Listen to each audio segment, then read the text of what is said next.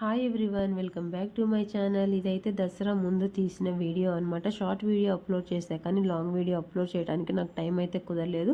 So అందుకని ఈరోజు అయితే అప్లోడ్ చేస్తాను. ముందుగా కిచెన్లో ఉన్న ఐటమ్స్ అన్నీ తీసేసి వేరే రూమ్లో అయితే పెట్టేశాను. చూడండి, ఇవన్నీ కూడా తీసేసాను అనమాట. కిచెన్ మొత్తం ఎంటీ చేసేసాను, ఏమీ లేకుండా కూడా. ఇప్పుడు వచ్చేసి కిచెన్ అయితే ఇంకా ఇలా చేస్తున్నాను అనమాట. వాష్ చేస్తున్నాను మొత్తం కూడా. ఈ విధంగా సోప్ పెట్టి టైల్స్ అన్నీ కూడా క్లీన్ చేసేసుకుంటున్నాను. నేను రెగ్యులర్గానే రోజు కిచెన్ క్లీన్ చేసుకుంటూ ఉంటాను. గ్యాస్ స్టవ్ అండ్ టైల్స్ అనేవి వాష్ చేస్తూ ఉంటాను అనమాట. సో అందుకని గ్రీజీ అయితే లేదనమాట. జస్ట్ అలా సోప్ పెట్టి స్క్రబ్ చేస్తున్నాను. ఇంకా టైల్స్ కూడా మొత్తం కడిగేసుకుంటున్నాను అనమాట. కిచెన్లో టైల్స్ మొత్తం సోప్ పెట్టి కడిగేసేస్తున్నాను. మనం అయితే ఇప్పుడు ఇంత పని చేసినా కూడా ఏం చేస్తున్నావు నువ్వు అంటారు. యాక్చువల్గా నేనైతే హౌస్ వైఫ్ అయితే కాదు, వర్కింగ్ ఉమెన్ అనమాట. నేను మార్నింగ్ 5కి లేస్తాను. 5కి లేచి 9:30 వరకు కూడా ఇంట్లో వర్క్ చేసుకుంటూనే ఉంటాను. 3 పిల్లలకి లంచ్ బాక్సు, మా ఇద్దరికి లంచ్ బాక్స్, మొత్తం 5 లంచ్ బాక్సులు ప్రిపేర్ చేయాలి. 5గురికి లంచ్ బాక్సులు ప్రిపేర్ చేసుకుని 3 పిల్లల్ని రెడీ చేసుకుని 9:30 వరకు, ఆ 9:30కి ఆఫీస్కి వెళ్ళిపోయి మళ్ళీ ఈవినింగ్ 5:30కి వచ్చి మళ్ళీ పిల్లల్ని బాక్సులని ఇవన్నీ చూసుకుని బాక్సులు మొత్తం క్లీన్ చేసుకుని మళ్ళీ కుకింగ్ చేసుకుని పిల్లలకి పెట్టుకొని నైట్ 11 అవుతుంది అనమాట నాకు పడుకునేసరికి. నేను ఎంత పని చేస్తున్నా కూడా ఆఫీస్కి వెళ్ళినా చేసేదేముంది, కంప్యూటర్ ముందు కూర్చోవటమేగా అంటారు.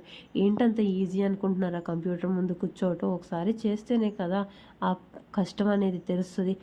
సాఫ్ట్వేర్ అయితే మాత్రం కష్టం కాదా? ఆ మెంటల్ ప్రెషర్ ఎలా ఉంటుందో అసలు అనుభవించే వాళ్ళకి తప్ప చెప్పే వాళ్ళకి చూసే వాళ్ళకి ఏం తెలుస్తుంది? ఈ రోజుల్లో మనం ఏం చేసినా చెప్పేవాళ్ళే, అందరూ మనకు చెప్పేవాళ్ళే, కానీ వాళ్ళ దాకా వస్తే కానీ ఆ కష్టం ఏంటనేది తెలియదు అనమాట. నేనైతే ఒకటే అనుకుంటాను, నా గురించి నేను ఎవరికి చెప్పుకోవాల్సినంత అవసరం లేదు. నేను ఏం చేస్తున్నానో నాకు తెలుసు. అలాంటప్పుడు నేను ఒకరికి ఎందుకు చెప్పుకోవాలి అని నా ఒపీనియను. అంటే కొంతమంది అనుకుంటారు చెప్తేనే కదా తెలిసేది అని. నాకు చెప్పాల్సినంత అవసరం లేదు. ఏదైనా నేను చేసుకుంటున్నాను. నాకైతే ఎవరు చేసి పెట్టట్లేదు కదా. చెప్పే వాళ్ళందరూ వచ్చి చేస్తారా? చెయ్యరు కదా. సో అందుకని చెప్పేసి నేనైతే నా పని నేను చేసుకుంటున్నా. కష్టమైనా నేనే పడుతున్నా, సంతోషమైనా నేనే పడతా, కానీ ఎవరు షేర్ చేసుకునే వాళ్ళైతే ఎవరు లేరు. ప్రజెంట్ అయితే నేను మా 3 పిల్లల్ని చూసుకుంటూ ఈ ఇంటిని అయితే రన్ చేసుకోవాలి. అక్కడ ఆఫీస్లో ఏమో వర్క్ టెన్షన్, ఇంట్లోకి వస్తేనేమో ఈ పిల్లల టెన్షన్ మొత్తం ఉంటుంది అనమాట. మామూలు ప్రెజర్ ఉండదు. నా ప్రెజర్ అనేది నేను ఎంత ఫేస్ చేస్తున్నాను అన్నది నాకు తెలుసు. ఇక్కడ వచ్చేసి స్టవ్ నేను రెగ్యులర్గానే క్లీన్ చేసుకుంటా కాబట్టి అంత గ్రీజీగా కూడా ఉండదు. చూడండి, గ్యాస్ స్టవ్ అనేది రెగ్యులర్గానే క్లీన్ చేస్తాను. సో ఇక్కడ ఇంకా సోప్ పెట్టి వాష్ చేసేస్తున్నాను అనమాట.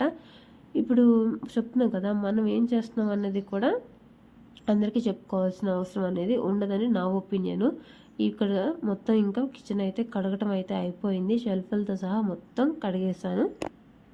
కడిగేసేసి స్టవ్ కూడా కడిగేసాను అనమాట. కడిగేసి ఇంకా పైన పెట్టేసాను అన్నీ. ఇంకైతే కింద కిచెన్ అయితే కడిగేసేస్తున్నాను. ఇంకా కిచెన్ కూడా కడిగేస్తే ఇంక మొత్తం కిచెన్ వరకు అయిపోయినట్లు అనమాట. ఇంకా ఫైనల్గా వచ్చేసి ఇంకా బెడ్రూము, హాలు ఇవి ఉన్నాయి. ఇంకా ఫైనల్ లుక్ వచ్చేసి కిచెన్ క్లీన్ చేసిన తర్వాత ఇలా అయితే ఉంది. ఇది కొంచెం ఆరిన తర్వాత గిన్నెలు ఇవన్నీ కూడా సదురుతాను. ఇప్పుడు ఇది కొంచెం డ్రై అవ్వాలి. నేను ఇక్కడ గిన్నెలు కూడా వాష్ చేసేసి బయట అయితే పెట్టేసుకున్నాను, ఈ లోపల డ్రై అయిపోతాయి అని చెప్పేసి. నేను వాడిన సామాన్ అంతా కూడా ఇలా ప్యాక్ చేస్తాను అనమాట. అన్నీ కూడా బియ్యం ప్యాక్లు ఉంటాయి, రైస్ ప్యాక్స్, వాటిలో ఇట్లాగా కుట్టి లేదంటే కట్టి పెట్టేస్తాను. ఇంకా ఫైనల్గా వచ్చేసి కిచెన్ అయితే మొత్తం కూడా డ్రై అయిపోయింది. ఇప్పుడు మా బాబు కూడా ఇక్కడ నేను ఇవన్నీ చదువుకోవాలని చెప్పేసి అన్నీ కూడా తెచ్చిస్తున్నాడు చదవటానికి ఇవన్నీ మా బాబు అయితే నాకు హెల్ప్ చేస్తున్నాడు. ఇంకా కిచెన్లో వచ్చేసి ఇంకా పేపర్లు అయితే వేసేసాను. అన్ని పేపర్లు వేసేసి ఇలా అన్నీ కూడా పెట్టేసుకుంటున్నాను అనమాట. ఇది ఫ్లిప్కార్ట్లో ఆర్డర్ చేసుకున్న 1 ఇయర్ పైనే అయ్యింది. ఎథెసివ్ అనమాట, సెల్ఫ్ ఎథెసివ్, నాట్ ఇది స్క్రూల్ కాదనమాట. ఇలా చాలానే ఉంది. ఇది క్వాలిటీ కూడా చాలా బాగుందనమాట. స్టాండర్డ్గా ఉంది క్వాలిటీ కూడా. ఈ హుక్స్ కూడా నేను ఫ్లిప్కార్ట్లోనే ఆర్డర్ చేసుకున్న, చిన్న చిన్నవన్నీ స్పూన్స్ అవి తగిలించడానికి యూజ్ అవుతాయి అని చెప్పేసి. ఇలాగా ఈ మొత్తం కూడా ఇలా సదిరి పెట్టేశాను అనమాట. పైన అయితే ఇంకా వంట సామాన్లన్నీ కూడా పైన ర్యాక్లో పెట్టేసుకున్నాను. ఇంక ఇక్కడ వచ్చేసేసి కరెంటు పోయింది. నైట్ నేను సదిరే టయానికి కరెంటు పోయి పెద్ద గాలి అయితే వచ్చేసింది అనమాట ఈవినింగు. ఇంకా కరెంటు పోయినా కూడా ఇంకా ఫోన్ టార్చ్ లైట్ వేసుకుని సదిరి పెట్టుకుంటున్నాను అనమాట. లేట్ అయిపోద్ది కదా, మళ్ళీ పిల్లలు నిద్రపోవాలని చెప్పేసి. అప్పటికే 8 అయింది నైటు. 8 అయింది. చూశాను, 1 అవర్ చూశాను కరెంట్ వస్తుందేమోనని, కానీ రాలేదనమాట. ఇంకా టైం పట్టేటట్టుందని చెప్పేసి నేను ఇంకా లైట్ వేసేసుకొని ఇవైతే ఇలా సదిరి పెట్టుకున్నాను. మళ్ళీ మార్నింగ్ లేవగానే మళ్ళీ ఆఫీస్కి వెళ్ళాలి, పిల్లల్ని స్కూల్కి అయితే పంపించాలని చెప్పేసి ఇవన్నీ సదిరిన తర్వాత మీకు చూపిస్తున్నాను చూడండి. ఇక్కడ అయితే గ్రైండర్లో కూడా కడిగి, ఇక్కడ గ్రైండర్ ఇప్పుడు వాడట్లేదు, అయితే ఈ జ్యూసర్ కూడా వాడట్లేదు. ఫస్ట్లో బాగా యూజ్ చేస్తే కానీ ఇప్పుడు కుదరట్లేదు అనమాట నాకు చేయటానికి. ఇంకా నేను చేస్తే మొత్తం డీప్ క్లీన్ చేసుకుంటాను అనమాట. ఇక్కడ తడి క్లాత్ పెట్టేసి ఇంకా జ్యూసరు, మిక్సరు, రైస్ కుక్కర్ ఇవన్నీ కూడా క్లీన్ చేసేసుకుంటున్నాను. నేను ఏదైనా చేస్తే మాత్రం నీట్గా చేసుకుంటాను, అదొక హ్యాబిట్ ఉంది నాకు. ఎవ్వరు హెల్ప్ చేసినా చేయకపోయినా, ఓపిక ఉన్నా లేకపోయినా, ఏ టైం అయినా సరే కూడా నీట్గా క్లీన్ చేసేసుకుంటాను అనమాట. ఈ మిక్సీ అయితే కొని మేము 11 ఇయర్స్ అవుతుంది. 11 ఇయర్స్ నుంచి కూడా ఎటువంటి ప్రాబ్లం రాలేదు. ఈ రైస్ కుక్కర్ వచ్చేసి నేను మా అమ్మమ్మ దగ్గర నుంచి తెచ్చుకున్నాను. మా అమ్మమ్మ వాళ్ళు వాడట్లేదని చెప్పేసి నాకు ఇచ్చారనమాట. ఇంక నేనైతే యూస్ చేసుకుంటున్నాను. మినిమం 20-25 మినిట్స్ పడుతుంది రైస్ కుక్ అవటానికి. అయినా కూడా రైస్ కుక్కర్లో అన్నం తినకూడదు అంటారు, కానీ ఏమో తప్పట్లేదు చేసుకోవటం అని చెప్పేసి ఇంక నేను మొత్తం rice cooker, mixer, juicer, grinder ఇవన్నీ క్లీన్ చేసి అయితే ఇలా పెట్టేసుకున్నాను అనమాట. గ్రైండర్ వాడటం అయితే చాలా రోజులు అవుతుంది వాడక కూడా. ఇంక మా పాప ఫీవర్ వచ్చిందని బ్రెడ్ తీసుకొచ్చి అసలు తినలేదనమాట. ఇంక వాడనివన్నీ కూడా ఇలా కింద ర్యాక్లో అయితే పెట్టుకుంటాను నేను. ఇవన్నీ కూడా స్నాక్స్ బాక్సులు పిల్లలకి. ఇంక మిగతా ఉన్నాయి కానీ అవన్నీ కూడా ఇంకా వాష్ చేయలేదు.